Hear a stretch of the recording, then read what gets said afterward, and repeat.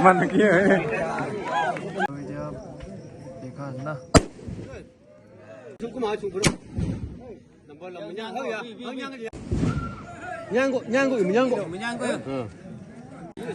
Nhầm xuống ạ. Nhầm xuống. Đừng biết nào mà riêu. Hay đâu. Còn tục. Ví dụ như trong một lòng mà phần này là cầm cái fresh đấy. Phải tránh với mảng ư.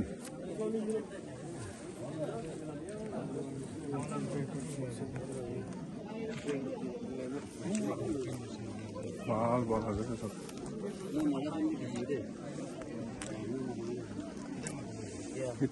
Itu mon pala sih. Kata guna cucu guna. Itu.